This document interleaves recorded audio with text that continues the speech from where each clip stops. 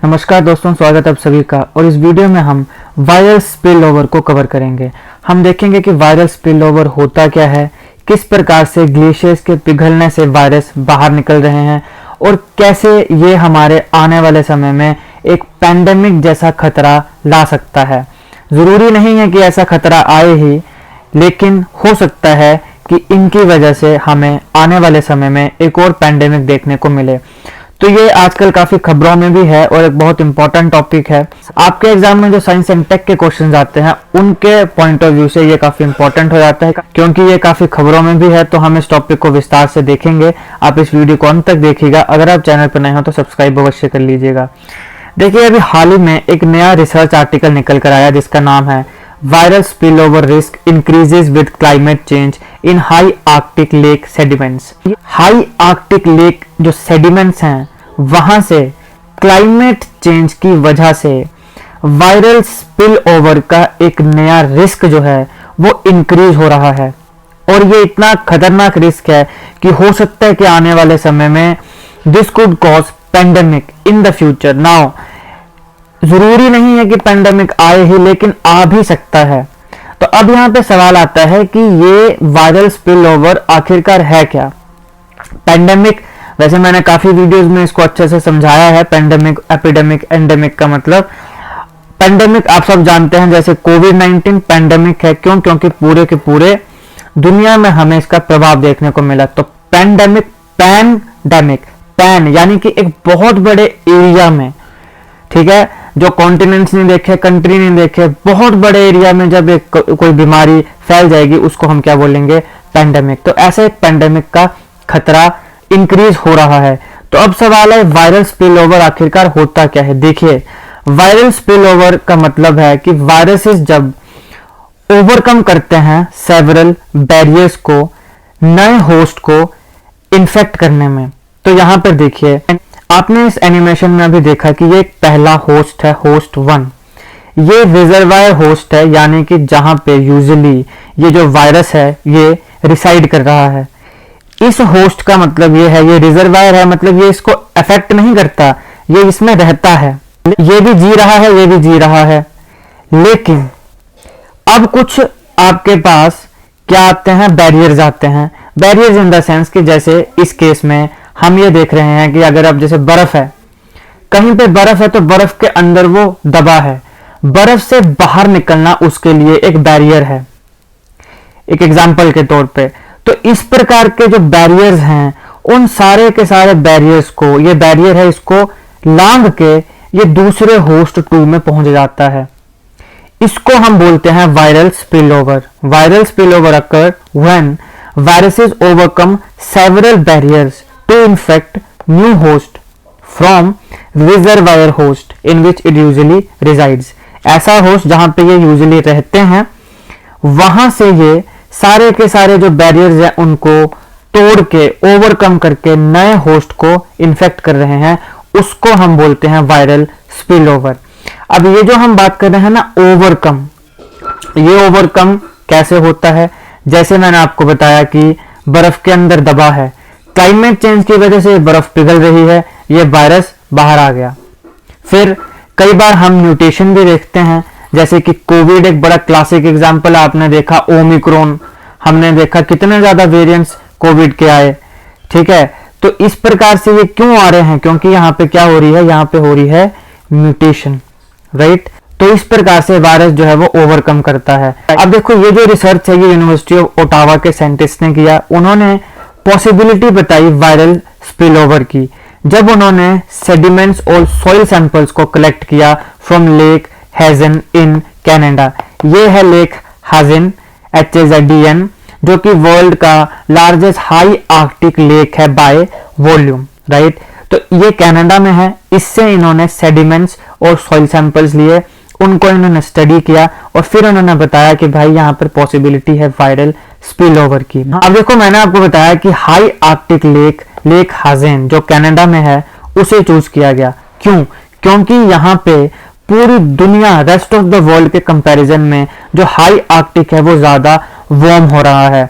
अब यहाँ पर आता है कि इसको बोलते क्या है। देखिए, ये है हमारा अर्थ, ये इसके आगे पोल्स, पोल्स जो हैं वो काफी ज्यादा गर्म हो रहे हैं, वार्म हो रहे हैं।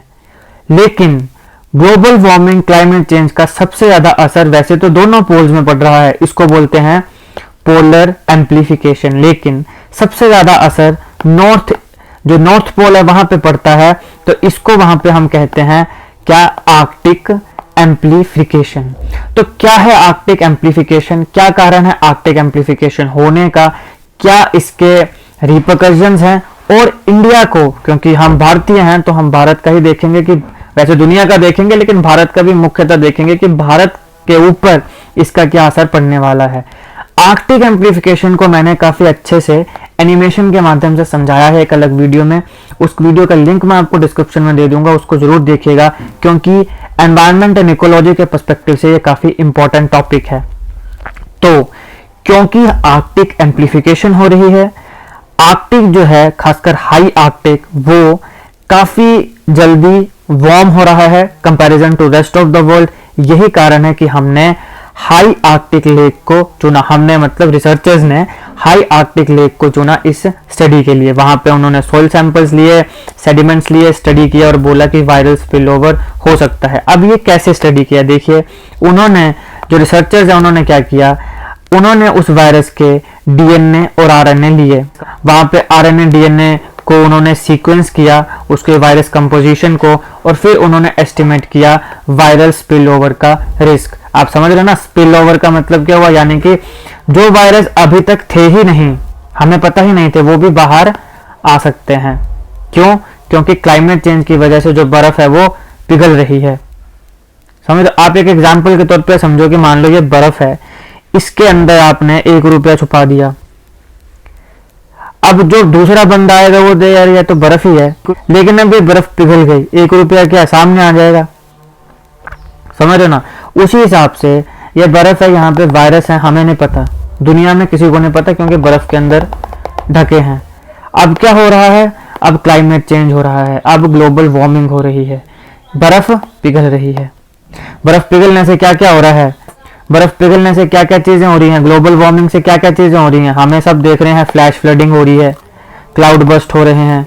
क्या होता है फ्लैश फ्लड, का होता है क्लाउड बस्ट, मैंने दोनों को कवर किया है, आप देख लीजिएगा, लिंक डिस्क्रिप्शन में है। तो उससे ये जो बर्फ पिघल रही है, बर्फ पिघल गई, पानी बना चले गई, अब यहाँ जो वायरस हैं वो क्या हो गए, जो पहले बर्फ के अंदर दबे थे अब वो खुले में आ गए, खुले में आ गए। अब यहाँ से ये होता है स्पिल ओवर, यानी यहाँ से अब हो सकता है कि ये ह्यूमन बींग्स को अफेक्ट करें, एनिमल्स को अफेक्ट करें और एक नया पैंडेमिक ला सकें। ये जो स्टडी है इसमें पाया गया कि ये जो चांसेस हैं वायरस के successfully infecting new host increases with the run of from the glacier melt. ये बात वही है कि जब ग्लेशियर मेल्ट करने लगेंगे तो वो जो है वो उस बर्फ में जो दबा है वो बाहर आ जाएगा, तो फिर ऑब्वियसली जब बाहर आ गया तो उसको फिर होस्ट तो चाहिए ही चाहिए, राइट। तो ग्लोबल वार्मिंग जो है वो इसको इंक्रीज कर देता है, क्योंकि ग्लेशियर मेल्टिंग हो रही है, तो फिर इससे हाई पॉसिबिलिटी है कि प्रीवियसली जो आइस ट्रैप्ड है, यानी जो बर्फ में दबे हुए वायरस और बैक्टीरिया हैं वो बाहर निकल आएंगे, तो फिर वो नए होस्ट को ढूंढेंगे और इससे जो स्पिल ओवर का रिस्क है वो बढ़ जाएगा। स्पिल ओवर का रिस्क एक तो बर्फ के पिघलने से ही भी बढ़ जाएगा, इसके साथ साथ वो ग्लोबल डिस्ट्रीब्यूशन और डायनामिक जो है वायरस का, उसमें जो चेंजेस आ रहे हैं उससे भी इंक्रीज होगा, चाहे वो ग्लोबल डिस्ट्रीब्यूशन ऑफ डायनामिक हो वायरस का, रिजर्वायर का या फिर वेक्टर का। अब देखो, लेकिन इसमें कोई गारंटी नहीं है कि ये पैंडेमिक फ्यूचर में लाएगा ही लाएगा, मतलब this does not guarantee a higher possibility of pandemic occurring in the future. इसीलिए मैंने कहा कि ला सकता है, जरूरी नहीं है लाएगा ही लाएगा। अब ऐसा क्यों है? ऐसा इसलिए है क्योंकि देखो वायरल स्पिल ओवर जो है वो 3 मेन कैटेगरीज पर डिपेंड करता है, pathogen pressure, human and vector behaviour और एट्रीब्यूट्स टू द होस्ट। अब ये सारे जो फेजेस हैं, चाहे वो पैथोजन प्रेशर हो, human and vector behaviour, attribute to the host हो, ये काफी सेवरल नेचुरल चैलेंजेस को, इन चीजों को फेस करना पड़ेगा। अब ये सारे के सारे नेचुरल चैलेंजेस जो हैं वो जब वायरस ओवरकम कर लेगा तभी वो एक सक्सेसफुली नए होस्ट तक पहुंच सकता है। तो देखो पहली चीज यहाँ पे क्या हो गई, यहाँ पर हो गई कि यहाँ पे बर्फ है, बर्फ के अंदर वायरस है। अब क्या हो रहा है, अब बर्फ पिघल गई, बर्फ पिघल गई, वायरस जो है वो बाहर आ गए। लेकिन अभी भी एक नए होस्ट तक पहुंचने के लिए ने काफी बैरियर्स हैं जिन्हें फेस करना पड़ेगा, ओवरकम करना पड़ेगा। अगर ये उसको ओवरकम कर लेते हैं तो फिर ये नए होस्ट को तक पहुंच जाएंगे, उसको अफेक्ट कर सकते हैं और फिर ये पैंडेमिक ला सकते हैं। अगर ये इन्हें ओवरकम नहीं कर पाए तो फिर ये उसको अफेक्ट नहीं कर पाएंगे, क्योंकि जो बैरियर है वो उन्हें क्रॉस नहीं कर पाए। इसीलिए जो हायर पॉसिबिलिटी है फ्यूचर में, नियर फ्यूचर में पैंडेमिक की, उसकी कोई गारंटी नहीं है। लेकिन इतना श्योर है कि ये वायरस अगर बाहर आ रहे हैं तो समय के साथ साथ म्यूटेशन तो ये कर ही सकते हैं, जैसे हमने SARS-CoV-2 में किया। तो अब जैसे यहाँ म्यूटेशन हो रही है वैसे हो सकता है यहाँ पर भी म्यूटेशन होने लग पड़े। तो इसलिए ये एक पॉसिबिलिटी है कि अभी भी समय है भाई, अगर हम अपने क्लाइमेट चेंज को रोकने के लिए अच्छे कदम उठाएं और जो भी डैमेज इतने सालों में हुआ है अगर हम उसको फिर से उसी हिसाब से जो इंडस्ट्रियल रिवॉल्यूशन से पहले जैसा हमारा एनवायरनमेंट था वैसे अगर करने का प्रयास करें और अगर हम उसमें सक्सेसफुल हो जाते हैं तो इस प्रकार की बहुत सी समस्याओं से हम अपने आने वाले भविष्य को बचा सकते हैं। अब देखो जैसे मैं बता रहा था कि कोरोना वायरस एक बड़ा क्लासिक एग्जाम्पल है कि किस प्रकार से उसने सक्सेसफुली ओवरकम किया बैरियर्स को। क्यों किया? क्योंकि उनका जो आरएनए वायरस है वो कैपेबल है evolving more quickly than other virus families. जैसे मैंने आपको बताया कि हमने पहले तो देखा जी कोरोना वायरस है जिसको हमने कोविड बोला, फिर इतने ज्यादा उसके वेरिएंट्स आ गए, राइट। तो इतने ज्यादा वेरिएंट्स क्यों आए? क्योंकि ये बहुत ज्यादा क्या कर रहा है, म्यूटेशन कर रहा है, यानी कि ये सक्सेसफुली ओवरकम कर ले रहा है उन सारे के सारे बैरियर्स को, क्योंकि इसका जो आरएनए वायरस है वो कैपेबल है काफी जल्दी इवोल्व होने का देन जो बाकी वायरस फैमिलीज हैं, क्योंकि उसके पास एबिलिटी है to recombine and acquire point mutation. देखो म्यूटेशन का मतलब होता है बेसिक आसान भाषा में चेंजेस, जो आपका न्यूक्लियोटाइड सीक्वेंस है उसमें चेंजेस, राइट, आसान भाषा में। वैसे म्यूटेशन तो फिर मेडिकल साइंस में अपने आप में बहुत बड़ा टॉपिक है। आसान भाषा में म्यूटेशन मतलब जो न्यूक्लियोटाइड सीक्वेंस होता है उसमें चेंजेस आना। तो समय के साथ साथ इसका जो आरएनए वायरस है वो इवोल्व हो जाता है, क्योंकि उसके पास एबिलिटी है रिकम्बाइन होने की और पॉइंट म्यूटेशन की। यही एक कारण है कि कोरोना वायरस ने ओवरकम किया बड़े सक्सेसफुली बहुत से बैरियर्स को, और इतने ज्यादा वेरिएंट्स अलग अलग जो है कोरोना के हमें वो देखने को मिले। और भगवान न करे आने वाले समय में फिर से हमें ऐसा कोई दोबारा इसका कोई म्यूटेशन और वेरिएंट देखने को मिले, लेकिन अभी भी कोरोना पूरी तरीके से खत्म नहीं हुआ है। तो कोरोना वायरस एक एग्जांपल है जिसने सक्सेसफुली ओवरकम किया।